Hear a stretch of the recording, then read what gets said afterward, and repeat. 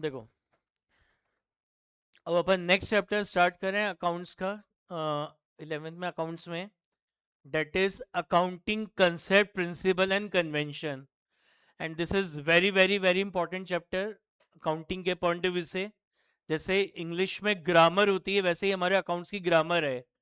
Basically इस chapter में अपन कुछ अपने अकाउंटिंग प्रिंसिपल्स और मेथड पढ़ेंगे, जिनको यूज कर हम अपने बिजनेस में क्या करते हैं, अकाउंटिंग करते हैं। ठीक है ना, समझ में आ गया? तो ये जो चैप्टर है बहुत इंपॉर्टेंट है। इस चैप्टर का जो यूज़ है वो अकाउंटिंग में जनरली हर चैप्टर में इसका रेफरेंस आएगा, इसका यूज़ आएगा। जैसे मैंने बताया कि इंग्लिश में ग्रामर होती है, ऐसे हमारे अकाउंट्स की ग्रामर है। इस चैप्टर को हम बोल सकते हैं हमारे अकाउंट्स की क्या है, ग्रामर है, जिसके अंदर अकाउंटिंग कैसे की जाती है उसके कुछ प्रिंसिपल्स अपन पढ़ेंगे। ठीक है ना? तो यहाँ पे आपको तीन वर्ड्स दिख रहे हैं, एक हो रहा है अकाउंटिंग कंसेप्ट, एक है प्रिंसिपल और एक है कन्वेंशन। पहले अपन बात करते हैं अकाउंटिंग कंसेप्ट्स की, पहले अपन बात करते हैं अकाउंटिंग कंसेप्ट की। ये जो वर्ड होता है ना कंसेप्ट, ये जो वर्ड है कंसेप्ट, इसका मतलब क्या होता है? जैसे आपने 9th क्लास में मैथमेटिक्स की वर्ड प्रॉब्लम सॉल्व करी होंगी, उसमें अपन ने अज्यूम करते थे, आप वर्ड प्रॉब्लम सॉल्व करते समय आप एक अजम्पशन लेके चलते थे, अज्यूम करते थे, let the father as be X, let the son as be Y. तो ये जो आप अज्यूम कर रहे हो ना, एक्स एंड वाई, ये आपके क्वेश्चन को सॉल्व करने का कंसेप्ट होता था। ये आपके क्वेश्चन को सॉल्व करने का क्या होता था, कंसेप्ट होता था। तो now what is accounting concept? Accounting concept क्या होते हैं? ऐसे सारे अकाउंटिंग अजम्पशंस, ऐसे सारे अकाउंटिंग अजम्पशन जिसको बेस मानकर जिसको बेस मानकर हम अपनी अकाउंटिंग करते हैं, that accounting assumptions are called accounting concept. वो जो हमारे अकाउंटिंग अजम्पशंस होते हैं वो हमारे क्या कहलाते हैं, अकाउंटिंग कंसेप्ट्स कहलाते हैं, जिसको बेस मानकर हम अपनी क्या करते हैं, अकाउंटिंग करते हैं। तो that accounting assumptions are called accounting concepts. ठीक है ना? तो लिखा है एन आइडिया, नोटेशन और अजम्पशन और imagination etcetera is known as concept. तो आपका क्या कहलाएगा, कंसेप्ट कहलाएगा। क्या कहलाएगा, कंसेप्ट कहलाएगा। It means all the accounting assumption on which the accounting is based, जिसमें हमारी अकाउंटिंग बेस्ड होती है, are known as accounting concept. और अकाउंट्स में टोटल 12 अकाउंटिंग कंसेप्ट हैं। कितने अकाउंटिंग कंसेप्ट हैं? 12 अकाउंटिंग कंसेप्ट हैं, जिनको बेस मानकर हम क्या करते हैं, अपनी अकाउंटिंग करते हैं। ठीक है ना? Next is accounting principle. अब पहले समझते हैं what is mean by this word principle, का मतलब क्या होता है। जैसे एक मैथमेटिक्स का क्वेश्चन है, उसको सॉल्व करने के चार कंसेप्ट्स हैं आपके पास, चार तरीके से उस क्वेश्चन को आप सॉल्व कर सकते हो। यानी उस क्वेश्चन को सॉल्व करने के, मैथमेटिक्स के उस पर्टिकुलर क्वेश्चन को सॉल्व करने के आपके पास चार कंसेप्ट्स अवेलेबल है। लेकिन जब वो क्वेश्चन हमारे एग्जाम में आता है, तो क्या आप उसको चारों तरीके से सॉल्व करके आते हो क्या? नहीं। ये जो चार कंसेप्ट्स अवेलेबल थे आपके पास, ये जो चार कंसेप्ट्स आपके पास अवेलेबल थे, उसमें से कोई भी एक कंसेप्ट को हम सेलेक्ट कर दें, किसी भी एक पर्टिकुलर कंसेप्ट को हम सेलेक्ट कर दें, और फिर उसको बेस मानकर हम अपना क्वेश्चन क्या करते हैं, सॉल्व करते हैं एग्जाम में। तो ये जो चार कंसेप्ट में से ये जो एक सिंगल कंसेप्ट आपने सेलेक्ट करा और उसको बेस मानकर आपने अपना क्वेश्चन सॉल्व कर दिया, तो that selected concept are called principle. तो सेलेक्टेड कंसेप्ट को आप क्या बोलेंगे, कि it is a principle. Now what is accounting principles? मैंने बताया देयर आर 12 अकाउंटिंग कंसेप्ट्स। कितने अकाउंटिंग कंसेप्ट्स हैं? 12 अकाउंटिंग कंसेप्ट्स हैं। तो आउट ऑफ 12 अकाउंटिंग कंसेप्ट, जब अपन 2, 3 या 4 अकाउंटिंग कंसेप्ट्स को हम सेलेक्ट करते हैं और फिर उसको बेस मानकर जब हम अपना क्वेश्चन सॉल्व करते हैं, तो that selected concepts are called accounting principle. That selected concepts are called accounting principles. कि जो हमारे 12 अकाउंटिंग कंसेप्ट्स हैं, आउट ऑफ 12 अकाउंटिंग कंसेप्ट, जो अपन 2 या 3 या 4 अकाउंटिंग कंसेप्ट को हम सेलेक्ट करते हैं और फिर उसको बेस मानकर जब अपनी अकाउंटिंग करते हैं, तो that selected concepts are called accounting principles. उनको क्या बोलते हैं हम, अकाउंटिंग प्रिंसिपल्स बोलते हैं। ठीक है? तो क्या लिखा है, selection and use of any one concept out of the available concept is a principle. It mean the set of concept which is use by an accountant और अकाउंटिंग प्रिंसिपल। इसको क्या बोलते हैं अपन, अकाउंटिंग प्रिंसिपल्स बोलते हैं। समझ में आई बात? Next is accounting convention. Now what is accounting convention? Accounting convention क्या होता है? कन्वेंशन का मतलब क्या है कि ये जो अकाउंटिंग प्रिंसिपल्स आपने सेलेक्ट करे हैं जिसको बेस मानकर आप अपनी अकाउंटिंग कर रहे हो, तो इन्हीं अकाउंटिंग प्रिंसिपल्स को बेस मानकर जब आप year to year basis accounting करते रहते हैं, 1 साल 2 साल 3 साल 4 साल, इन्हीं अकाउंटिंग प्रिंसिपल्स को बेस मानकर जब आप year to year basis accounting करते रहते हैं, बार बार अकाउंटिंग करते रहते हैं, then these accounting principles are called accounting convention. इन्हीं अकाउंटिंग प्रिंसिपल्स को हम क्या बोलते हैं? अकाउंटिंग कन्वेंशन बोलते हैं। समझ आ गया व्हाट इज अकाउंटिंग कन्वेंशन? कि ये जो अकाउंटिंग प्रिंसिपल्स आपने सेलेक्ट करें जिसको बेस मानकर आप अपनी अकाउंटिंग कर रहे हैं, तो इसी को बेस मानकर जब आप ईयर टू ईयर बेसिस बार बार अकाउंटिंग करते रहते हैं, तो these selected principles are called accounting convention. तो यही आपके क्या कहलाते हैं? अकाउंटिंग कन्वेंशन कहलाते हैं।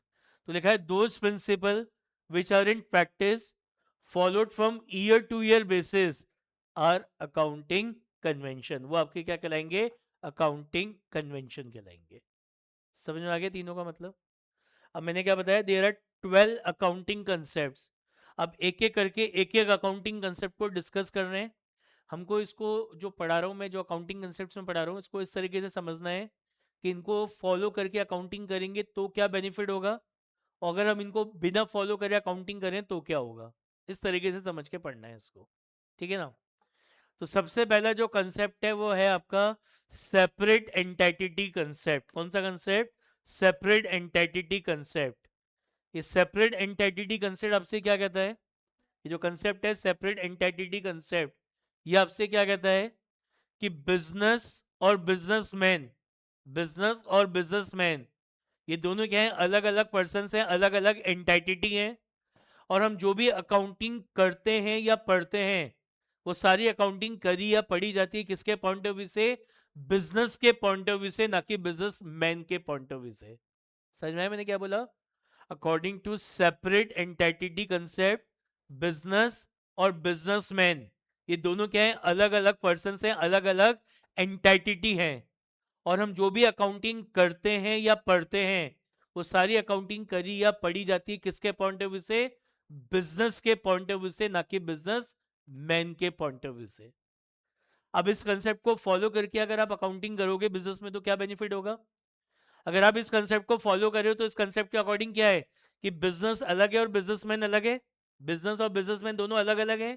इसका मतलब आप जब अकाउंटिंग करेंगे तो अकाउंटिंग में केवल और केवल कौन सी ट्रांजेक्शन आप बुक्स में रिकॉर्ड करोगे? Only those transaction which is related to your business. केवल और केवल वही ट्रांजेक्शन आप अपनी बुक्स में रिकॉर्ड करेंगे जो आपके बिजनेस से रिलेटेड है। यानी आपके बिजनेस का जो ओनर है, जो भी बिजनेस का ओनर है, प्रोप्राइटर है, उसका कोई भी पर्सनल इनकम या एक्सपेंस आप अपने बिजनेस की बुक्स ऑफ अकाउंट्स में रिकॉर्ड नहीं करेंगे according to this separate entity concept. तो इससे क्या बेनिफिट मिलेगा? इससे हमें यह बेनिफिट मिलेगा कि अगर आपने सेपरेट एंटिटी कंसेप्ट फॉलो करा है, इसका मतलब वाइल डूइंग द अकाउंटिंग आपने केवल बिजनेस से रिलेटेड ट्रांजैक्शन को ही अपनी बुक्स में रिकॉर्ड करा है, तो इससे एंड ऑफ द ईयर में जो रिजल्ट्स निकल के आएंगे, बिजनेस के प्रॉफिट लॉस निकल के आएंगे, that's belong only to your business, क्योंकि उसमें आपने प्रोप्राइटर का कोई भी पर्सनल इनकम और एक्सपेंस तो जोड़ा नहीं। यहाँ पे जो अकाउंटिंग करी है वो केवल बिजनेस की अकाउंटिंग करी है, केवल बिजनेस से रिलेटेड ट्रांजेक्शन रिकॉर्ड करी है। तो इन ट्रांजेक्शन्स को रिकॉर्ड करने के बाद एंड ऑफ द ईयर में जो प्रॉफिट होगा, ये प्रॉफिट केवल किसको डिनोट करेगा? आपके बिजनेस को। अब इसको मैं फॉलो नहीं करूं तो? फॉलो नहीं कर रहा है इसका मतलब मैं अपनी जो भी मैं अकाउंटिंग कर रहा हूँ उसमें बिजनेस की तो ट्रांजैक्शन रिकॉर्ड कर रहा हूँ, उसके बाद जो बिजनेस का ओनर है उसके पर्सनल इनकम और एक्सपेंसेस को भी मैंने यहाँ पे अकाउंटिंग करते समय, बिजनेस की अकाउंटिंग करते समय रिकॉर्ड कर लिया। अब इस तरीके से वो जो एंड ऑफ द ईयर में प्रॉफिट लॉस आएगा पता लगेगा किसका है? बिजनेस का है या बिजनेसमैन का है? पता ही नहीं लगेगा, ठीक है ना? मेरा ये इंस्टीट्यूट भी चल रहा है, मैं पढ़ाने भी जा रहा हूँ, कहीं स्कूल में मैं पढ़ाता भी हूँ, तो वहां से मेरे को सैलरी भी मिलती है और भी रेमुनरेशन मिलता है। तो मैंने इंस्टीट्यूट की इनकम में इंस्टीट्यूट की इनकम को तो रिकॉर्ड कर लिया, एज वेल एज जो मैं और इंस्टीट्यूट के सिवा जो और अदर इनकम्स मुझे हो रही हैं वो भी मैंने यहाँ पे रिकॉर्ड कर ली। अब इससे जो एंड ऑफ द ईयर में जो प्रॉफिट लॉस आएगा तब पता लगेगा कि ये मेरे इंस्टीट्यूट का प्रॉफिट है या किसका प्रॉफिट है, पता लग पाएगा क्या? नहीं लग पाएगा। तो अगर आप सेपरेट एंटिटी कंसेप्ट फॉलो कर रहे हैं, अगर आप कौन सा कंसेप्ट फॉलो कर रहे हैं? सेपरेट एंटिटी कंसेप्ट अगर आप फॉलो कर रहे हैं, इसका मतलब आपने बुक्स में केवल बिजनेस से रिलेटेड इनकम एंड एक्सपेंसेस को रिकॉर्ड करा है, तो इससे एंड ऑफ द ईयर में जो रिजल्ट निकल के आएंगे वो रिजल्ट केवल आपके बिजनेस को बिलोंग करेंगे। According to separate entity concept, business अलग है और बिजनेसमैन अलग है। बिजनेस अलग है और बिजनेसमैन अलग है। तो बिजनेसमैन ये जो बिजनेस को स्टार्ट करने के लिए जो अमाउंट कंट्रीब्यूट करता है, बिजनेसमैन बिजनेस में जो भी अमाउंट कंट्रीब्यूट करता है वो कैपिटल कहलाती है। वो क्या कहलाती है? कैपिटल कहलाती है। और ये कैपिटल का अमाउंट फ्यूचर में जब भी बिजनेस क्लोज होगा तो ये पैसा बिजनेस को अपने बिजनेसमैन को लौटाना होता है। और फ्यूचर में जो पैसा किसी पर्सन को लौटाना होता है वो हमारी क्या होती है? लाइबिलिटी होती है। तो according to this separate entity concept, according to this separate entity concept, capital is treated as a liability of the business. Capital को हम क्या ट्रीट करते हैं? बिजनेस की लाइबिलिटी। जो ओनर है उसको भी एज अ क्रेडिटर की तरह ट्रीट किया जाता है, एक आउटसाइडर की तरह, क्रेडिटर की तरह ट्रीट करते हैं according to this separate entity concept.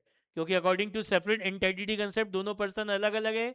तो ओनर ने ये जो बिजनेस में जो कैपिटल इंट्रोड्यूस करी है, जो अपना पर्सनल अमाउंट इन्वेस्ट करा है, ये पैसा बिजनेस को फ्यूचर में अपने बिजनेसमैन को वापस रिटर्न करना होता है, वापस लौटाना होता है। और बिजनेस में फ्यूचर में जो पैसा आपको वापस रिटर्न करना होता है, लौटाना होता है, वो एट प्रेजेंट आपकी क्या कहलाती है? लाइबिलिटी कहलाती है। तो capital is treated as a liability of the business according to this separate entity concept. ठीक है, पढ़ो क्या लिखा है। Every business and the businessman are two separate person और separate entity from each other. Accounting is done for business not for business man. ठीक है, जैसे लिखा है डेजर्स concept is the basic idea that business is separate from the owner. क्या होगा इसका answer? Entity concept, according to separate entity concept owner अलग है और बिजनेस अलग है। फिर लिखा है the owner of the company include his personal medical expenses in the company income statement. कह रहे कंपनी का जो भी ओनर है उसने अपने पर्सनल मेडिकल एक्सपेंसेस कंपनी के इनकम स्टेटमेंट में इंक्लूड कर लिए।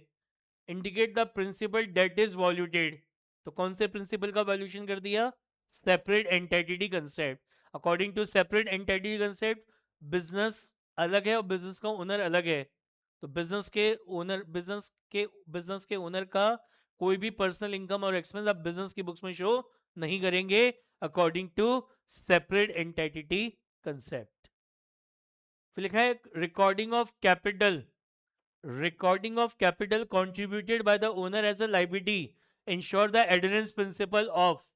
कह रहे जो ओनर ने जो कैपिटल कंट्रीब्यूट करी उसको एज अ लाइबिलिटी की तरह ट्रीट करते हैं। तो according to which concept? Separate entity concept. लिखा है प्रोपराइटर कौन होता है? Owner of the business is treated as a creditor of the business. क्योंकि ओनर ने जो कैपिटल कंट्रीब्यूट करी है, ये कैपिटल बिजनेस को फ्यूचर में अपने ओनर को वापस रिटर्न करनी है, तो इसलिए वो कैपिटल आपकी लाइबिलिटी है। डेट्स वाई जो ओनर है इसको भी एज अ क्रेडिटर की तरह ट्रीट करते हैं according to which concept? Entity concept. कौन सा कंसेप्ट? Entity concept. एक और देखो, कह रहा है proprietor personal travelling expense are not charge. Proprietor कौन होता है? Owner of the business. कह रहा है उसका personal travelling expense are not to be charge in the business account, it is due to डेजर्स कंसेप्ट। कौन सा कंसेप्ट होगा? Entity concept. कि जो प्रोपराइटर है, ओनर है, उसका कोई भी पर्सनल ट्रेवलिंग एक्सपेंस बिजनेस की अकाउंट्स में से चार्ज नहीं करते हैं according to which concept? Entity concept. फिर लिखा है business enterprises separate identify apart from its owner. जो बिजनेस एंटरप्राइजेस सेपरेट है from its owner, accountant should treat business distinct from is owner. Accountant क्या ट्रीट करता है? बिजनेस को अलग ट्रीट करता है। This concept is known as, इस कंसेप्ट को हम क्या बोलते हैं? Money measurement matching entity. क्या बोलते हैं? Entity concept. समझ में आ गया क्या? क्लियर है what is separate entity concept? तो आज के बाद हम जो भी अकाउंटिंग करेंगे पढ़ेंगे तो सारी अकाउंटिंग किसके पॉइंट ऑफ व्यू से करनी है? पढ़नी है बिजनेस के पॉइंट ऑफ व्यू से। किसके पॉइंट ऑफ व्यू से? बिजनेस के पॉइंट ऑफ व्यू से करनी पढ़नी है, ना कि बिजनेस मैन के पॉइंट ऑफ व्यू से। ठीक है ना?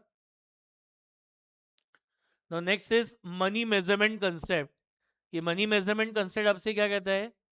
कि बिजनेस से रिलेटेड ऐसी सारी ट्रांजेक्शन जिसको आप मॉनेटरी टर्म में कैश के फॉर्म में रिप्रेजेंट कर सकते हैं, उन सारी ट्रांजेक्शन्स को आपको अपनी बुक्स ऑफ अकाउंट्स में क्या करना है, रिकॉर्ड करना है। ऐसा कहता है मनी मेजरमेंट कंसेप्ट, कि बिजनेस से रिलेटेड ऐसी सारी ट्रांजेक्शन जिसको हम मॉनेटरी टर्म में कैश के फॉर्म में रिप्रेजेंट कर सकते हैं, उन सारी ट्रांजेक्शन्स को कंपलसरी आपको अपनी बुक्स में रिकॉर्ड करना है। ऐसा कहता है मनी मेजरमेंट कंसेप्ट। उल्टी बात भी बोलता है कि बिजनेस से रिलेटेड ऐसी ट्रांजेक्शन जिसको हम मॉनेटरी टर्म में रिप्रेजेंट नहीं कर सकते, जिसको हम मॉनेटरी टर्म में रिप्रेजेंट नहीं कर सकते, उससे आप अपनी बुक्स ऑफ अकाउंट्स में रिकॉर्ड नहीं करेंगे। तो ये भी कौन कहता है, मनी मेजरमेंट कंसेप्ट। तो according to money measurement concept, only monetary transactions are recorded in the books of accounts. और मॉनेटरी ट्रांजेक्शंस कौन सी होती हैं, वो ट्रांजेक्शन जिसको आप in the form of cash monetary form में क्या कर सकते हो, रिप्रेजेंट कर सकते हो, वो आपकी मॉनेटरी ट्रांजेक्शंस कहलाती हैं। और उन्हीं मॉनेटरी ट्रांजेक्शंस को ही हम अपनी बुक्स में क्या करते हैं, रिकॉर्ड करते हैं। ठीक है, पढ़ो क्या लिखा है, all such transaction which can be measured in money are recorded in the books of accounts. कह रहा है accounting does not record non financial transaction because of which concept, money measurement concept. क्योंकि मनी मेजरमेंट कंसेप्ट कहता है केवल financial transactions को ही books में record करते हैं, नॉन फाइनेंशियल ट्रांजेक्शन्स को बुक्स में रिकॉर्ड नहीं करते। लिखा है which concept required that those transaction which can be express in terms of money should be recorded in the books of accounts. तो इसका आंसर क्या होगा, मनी मेजरमेंट कंसेप्ट, कि वो transaction which can be express in terms of money are recorded in the books of account. ऐसा कौन कहता है, मनी मेजरमेंट कंसेप्ट। लिखा है ह्यूमन रिसोर्स, ह्यूमन रिसोर्स मतलब आपके एम्प्लॉयज वर्कर्स, ये कह रहे can not be shown in the balance sheet. अब आपके जो एम्प्लॉयज और वर्कर्स है, जो अच्छे एम्प्लॉयज और वर्कर्स होते हैं, वो भी एक तरीके के आपके वैल्यूएबल एसेट्स हैं, फिर भी हम उसको एज अ एसेट बुक्स में रिकॉर्ड नहीं करते। क्यों, क्योंकि जो इंसान है उनका उनका मॉनेटरी वैल्यूएशन नहीं किया जा सकता, उनका अपन मॉनेटरी वैल्यूएशन नहीं करते। और अकाउंट्स में केवल उन्हीं ट्रांजेक्शन्स को हम रिकॉर्ड करते हैं जिसका मॉनेटरी वैल्यूएशन किया जा सकता है। तो because of money measurement concept, human resource is not recorded in the books of accounts as an asset. तो कौन सा कंसेप्ट होगा, मनी मेजरमेंट कंसेप्ट। बताओ समझ में आई क्या बात। No, next is periodicity concept. Next is periodicity concept. Periodicity concept क्या कहता है कि आपके बिजनेस की जो लाइफ है वो अनलिमिटेड होती है। आज कोई भी बिजनेसमैन, आज कल कोई भी मतलब कोई भी बिजनेसमैन जब अपना बिजनेस स्टार्ट करता है तो हमेशा इसी सोच के साथ स्टार्ट करता है कि जब तक मैं हूं, जब तक ये बिजनेस चलेगा, और मेरे बाद भी आने वाले जो आने वाले हैं वो इस बिजनेस को आगे कंटिन्यू रखेंगे। तो यानी आपके बिजनेस की जो लाइफ है वो अनलिमिटेड है। बिजनेस की जो लाइफ है वो क्या है, अनलिमिटेड है। तो पीरियोडिसिटी कंसेप्ट आपसे क्या कहता है कि आपके बिजनेस की जो अनलिमिटेड लाइफ है, इसको आप छोटे छोटे पार्ट्स में और सेगमेंट्स में क्या करो, डिवाइड कर दो। और आपके बिजनेस की जो अनलिमिटेड लाइफ है, इसका जो एक पार्ट है, ये जो एक सेगमेंट है, it is known as one accounting year और वन फाइनेंशियल ईयर। ये क्या कहलाएगा आपका, एक वन अकाउंटिंग ईयर और वन फाइनेंशियल ईयर कहलाएगा। तो ये जो फाइनेंशियल ईयर और अकाउंटिंग ईयर का कंसेप्ट है ना, which start from 1 April and ends on 31 March. हमारा फाइनेंशियल ईयर अकाउंटिंग ईयर कब स्टार्ट होता है, 1 अप्रैल, और एंड कब होता है, 31 मार्च को। तो according to which concept, periodicity concept. इस कंसेप्ट को फॉलो करने से बेनिफिट क्या मिलेगा, इस कंसेप्ट को फॉलो करने से बेनिफिट मिलेगा का आपका एक फाइनेंशियल ईयर एंड हो गया, आपने जैसे ही 31 मार्च को फाइनेंशियल ईयर एंड हुआ, आपने पूरे 12 मंथ्स का, एक साल का अपना प्रॉफिट लॉस कैलकुलेट कर लिया। और ऐसा आप हर साल कर रहे हो, तो इससे क्या करोगे, आप अपने करंट ईयर में जो भी अकाउंटिंग करी है, इसको आप अपने प्रीवियस ईयर की अकाउंटिंग से कंपेयर कर पाओगे। इससे आपको अपने बिजनेस की वीकनेस और स्ट्रेंथ का पता लगेगा, और फिर करेक्टिव मेजर्स आप अप्लाई कर पाओगे। और मैं इसको फॉलो नहीं करूं तो, कि भाई कंटिन्यू बस बिजनेस करे जा रहे हैं, करे जा रहे हैं, करे जा रहे हैं, जब इच्छा हो रही तब प्रॉफिट लॉस निकाल रहे हैं, तो क्या प्रॉपर फिर कंपैरिजन वगैरह हो पाएगा, कि कभी प्रॉफिट 8 महीने में निकाल लिया, कभी प्रॉफिट 12 महीने में निकाल लिया, कभी 15 महीने में निकाल लिया। तो अब ये जो अकाउंटिंग का कंपैरिजन होगा, क्या प्रॉपर कंपैरिजन हो पाएगा, ठीक है ना, नहीं हो पाएगा। तो यानी इससे आपको पता ही नहीं लगेगा, आप अपने बिजनेस की फाइनेंशियल पोजीशन या किसी भी पोजीशन का प्रॉपर वे में एनालिसिस नहीं कर पाओगे। लेकिन अगर आप इस पीरियोडिसिटी कंसेप्ट को फॉलो कर रहे हैं, तो आपका जो एक बिजनेस की जो अनलिमिटेड लाइफ है उसका जो एक पार्ट है, सेगमेंट है, it is called one accounting year which start from 1 April and ends on 31 मार्च। तो हर 12 मंथ्स के बाद अपने बिजनेस के प्रॉफिट लॉस को कैलकुलेट कर रहे हैं, तो इससे हर साल यही काम कर रहे हो, तो करंट ईयर में जो भी अकाउंटिंग करी उसको प्रीवियस ईयर की अकाउंटिंग से कंपेयर कर पाओगे। इससे आपको अपने बिजनेस की वीकनेस और स्ट्रेंथ का पता लगेगा, और फिर हम उस पर करेक्टिव मेजर्स क्या करेंगे, अप्लाई करेंगे। समझ में आई बात? तो लिखा था unlimited life of business is divided into number of portion and segment known as accounting year, known as accounting year. मैंने आपको बताया था फाइनेंशियल स्टेटमेंट्स, क्या बताया था, याद है? फाइनेंशियल स्टेटमेंट्स क्या होते हैं कि 31 मार्च को जब आपका financial year accounting year and होता है, तो 31 मार्च को अपने बिजनेस के प्रॉफिट एंड लॉसेस को कैलकुलेट करने के लिए हम कुछ स्टेटमेंट्स बनाते हैं जिनको फाइनेंशियल स्टेटमेंट बोला जाता है। और मैंने बताया था इसके अंदर 3 चीजें इंक्लूड होती हैं, trading account, profit and loss account और बैलेंस शीट। तो ये जो फाइनेंशियल स्टेटमेंट हम बनाते हैं to calculate profit and loss of the business, ये हमेशा 31 मार्च को ही बनाए जाते हैं, साल के बीच में नहीं बनाते। According to which concept, periodicity concept. According to which concept, periodicity concept. तो देखो ये क्वेश्चन है, during the life time of an entity, during the life time of an entity accountant prepare financial statement at arbitrary point of time, एक particular point of time पे ही हम अपने business के फाइनेंशियल स्टेटमेंट बनाते हैं, that is on 31 March. According to which concept, periodicity concept. According to which concept, periodicity concept. समझ में आई बात?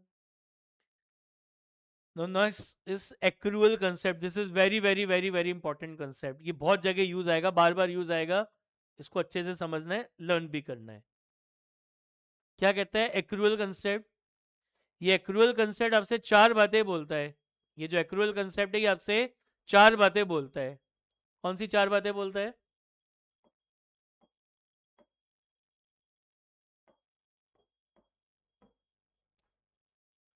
पहली बात ये बोलता है एक्रूअल कंसेप्ट आपसे, ऐसा कोई भी एक्सपेंस, ऐसा कोई भी एक्सपेंस जो आपके करंट ईयर से रिलेटेड है, ऐसा कोई भी expense, any expense which is related to your current year, जो करंट ईयर से रिलेटेड है, करंट ईयर में ड्यू हो चुका है। करंट ईयर में ड्यू हो चुका मतलब कि कोई सर्विसेज हैं जो आपने अवेल तो कर ली, लेकिन आपने अभी तक उसका पेमेंट नहीं करा। तो सर्विसेज अवेल कर ली मतलब पेमेंट तो करना पड़ेगा ना, मतलब खर्चा ड्यू तो हो गया बट पे नहीं करा। तो ऐसा कोई भी खर्चा, any expense which is related to your current year, ऐसा खर्चा जो आपके करंट ईयर से रिलेटेड है, फिर वो एक्सपेंस चाहे आपने करंट ईयर में पे कराओ या पे ना कराओ, वेदर पेड और नॉट पेड, उससे आप अपनी बुक्स में क्या करोगे, रिकॉर्ड करोगे। ये पहली बात कहता है एक्रूअल कंसेप्ट। क्या बोल रहा है accrual concept? Any expense which is related to your current year, जो आपके करंट ईयर से रिलेटेड है, वेदर पेड और नॉट पेड, फिर चाहे आपने उसको करंट ईयर में पे कराओ या ना पे कराओ, आप उस एक्सपेंस को अपनी बुक्स में क्या करेंगे, रिकॉर्ड करेंगे। समझ में आ गई क्या पहली बात? दूसरी बात क्या बोलता है ये concept? Any income which is related to your current year, ऐसी इनकम जो आपके करंट ईयर से रिलेटेड है, जो करंट ईयर में ड्यू हो चुकी है। करंट ईयर में ड्यू हो चुकी है मतलब कि आपने अपने किसी क्लाइंट को कोई सर्विसेज दे दी या गुड सेल कर दी है, तो सर्विसेज दे दी मतलब पैसा तो मिलेगा ना, मतलब इनकम ड्यू हो गई। तो any income which is related to your current year, ऐसी कोई भी इनकम जो आपके करंट ईयर से रिलेटेड है, फिर वो चाहे करंट ईयर में आपको रिसीव हुई हो और रिसीव ना हुई हो, वेदर रिसीव और नॉट रिसीव, वेदर रिसीव और not receive, it should be recorded in the books of account. उससे आप अपनी बुक्स में क्या करेंगे, रिकॉर्ड करेंगे। ठीक है। तीसरी बात क्या कहता है? Any expense, any expense which is related to the previous year, जो या तो प्रीवियस ईयर से रिलेटेड है या नेक्स्ट ईयर से रिलेटेड है। किससे रिलेटेड है? नेक्स्ट ईयर से रिलेटेड है। उसे करंट ईयर की बुक्स में रिकॉर्ड नहीं करना, उसे करंट ईयर की बुक्स में रिकॉर्ड नहीं करना। और चौथी बात ये बोलता है any income, any income which is related to the previous year और नेक्स्ट ईयर, और नेक्स्ट ईयर, इसको भी हम अपनी बुक्स में रिकॉर्ड नहीं करेंगे। तो according to accrual concept which expenses are recorded in the books of accounts? Only those expense which is related to your current year, whether paid or not paid. And which expenses are not recorded in the books of accounts? Expenses which is related to the previous year or next year is not recorded in the books of accounts. And according to accrual concept, which incomes are recorded in the books of accounts? Income which is related to your current year or current year ki sari, whether receive or not, is recorded in the books of accounts. And which incomes are not recorded in the books of accounts? Income which is related to the previous year or next year is not recorded in the books of accounts. अब इस concept को अगर आप follow करोगे तो क्या benefit मिलेगा? इस कंसेप्ट के अकॉर्डिंग आप कौन सी इनकम बुक्स में रिकॉर्ड कर रहे हैं? Current year. कौन सी इनकम बुक्स में रिकॉर्ड कर रहे हैं? Current year. और करंट ईयर की सारी कर रहे हो, वेदर रिसीव और नॉट. और एक्सपेंसेस कौन से रिकॉर्ड कर रहे हैं? एक्सपेंसेस कौन से रिकॉर्ड कर रहे हैं? Which is related to your current year. और करंट ईयर के सारे, वेदर पेड और नॉट पेड. तो अब अपने करंट ईयर की इनकम में से करंट ईयर के एक्सपेंस अगर आप माइनस करोगे तो जो भी ये प्रॉफिट लॉस आएगा, जो भी ये प्रॉफिट या लॉस निकल के आएगा, ये किसको बिलोंग करेगा? आपके करंट ईयर को ही बिलोंग करेगा. करंट ईयर की इनकम में से करंट ईयर का एक्सपेंस माइनस कर रहे हैं, तो जो भी प्रॉफिट लॉस आएगा that's belong only to your current year only. अगर आप इस कंसेप्ट को फॉलो नहीं करोगे व्हाइल डूइंग द अकाउंटिंग, इसका मतलब आप अपनी इनकम में केवल जो करंट ईयर में इनकम रिसीव होंगी उन्हीं को रिकॉर्ड करोगे, और कोई अगले या पिछले साल की इनकम मिल गई उसको भी रिकॉर्ड कर लोगे. ऐसे सेम खर्चे भी केवल करंट ईयर के वही रिकॉर्ड करोगे जो पे कर दिए, और इस साल अगर कोई अगला पिछला कोई खर्चा पे करा तो उसको भी रिकॉर्ड कर लोगे.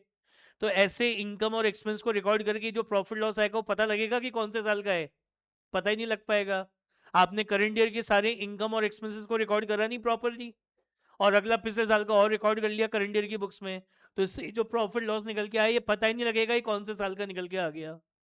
तो अगर आप इस कंसेप्ट को फॉलो करके अगर आप अकाउंटिंग करेंगे तो इसके अकॉर्डिंग आप जो इनकम रिकॉर्ड कर रहे हैं वो केवल करंट ईयर की रिकॉर्ड कर रहे हैं, और करंट ईयर की अपन ने सारी इनकम रिकॉर्ड कर ली है, जो मिल गई वो भी और जो ड्यू हो गई हैं वो भी. खर्चे भी केवल करंट ईयर के रिकॉर्ड कर रहे हैं सारे, जो पे कर दी वो भी और जो ड्यू हो गए वो भी. तो अब इससे जो प्रॉफिट लॉस आएगा ये केवल आपके करंट ईयर का ही प्रॉफिट लॉस आएगा, जो करंट ईयर की पोजीशन शो करेगा. समझ में आई क्या बात? तो एक्रूअल कंसेप्ट फोकस करता है किस पे? कि हमें ट्रांजैक्शंस को, कौन सी ट्रांजैक्शन को कब कैसे बुक्स में रिकॉर्ड करना है. ठीक है, पढ़ो क्या लिखा है. Under this concept all the expenses incurred during the year, whether paid or not, are booked as an expense of the current year. Similarly, all the income which have been earned during the year, whether received or not, are booked as the income of the current year. Are booked as the income of the current year. It means expenses and income of the earlier year or next year is not booked during the year. Is not booked during the year. अब जैसे question है, according to which concept expenses related to current year, whether paid or not, are recorded in the books of accounts. तो कौन सा concept होगा? Accrual concept. समझ में आया? According to which concept income related to current year, whether receive or not, are recorded in the books of accounts. कौन सा concept होगा? एक्रूअल. फिर according to which concept income and expenses related to previous year और next year are not recorded in the books of accounts. क्या होगा इसका answer? Accrual concept. Sorry, समझ आया? Next is matching concept. ये matching concept क्या कहता है आपसे? मैचिंग कंसेप्ट बात करता है एक्सपेंसेस की. किसकी बात करता है? एक्सपेंसेस की. मैचिंग कंसेप्ट फोकस करता है to calculate correct profit of the business. Matching concept किस पे फोकस करता है? To calculate correct profit of the business.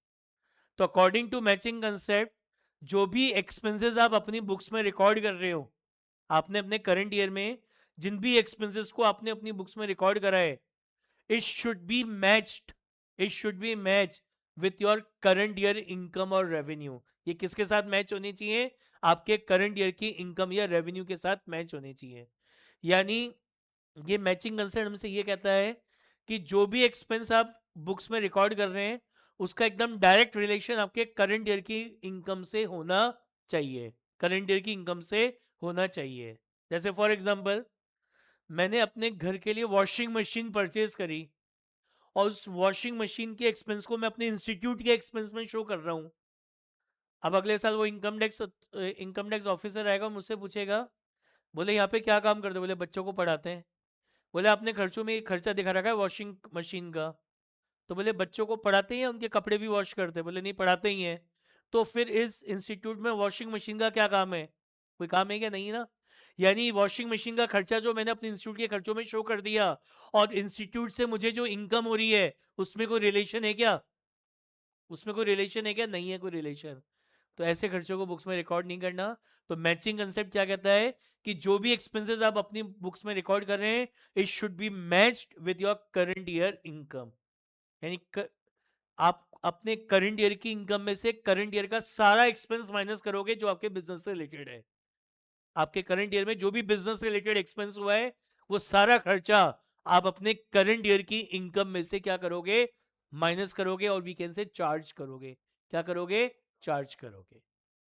एक लाइन का मीनिंग क्या है मैचिंग कंसेप्ट का? एक सिंगल लाइन का मीनिंग कि your current year expense should be matched with your current year income और रेवेन्यू। करंट ईयर में करंट ईयर के सारे एक्सपेंसेस आपको बुक्स में रिकॉर्ड करने हैं, ताकि वो करंट ईयर की इनकम से क्या हो जाए? माइनस हो जाए, चार्ज हो जाए।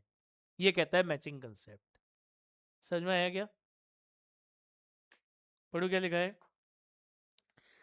Under this concept all the expenses booked during the period should match the related income during the period.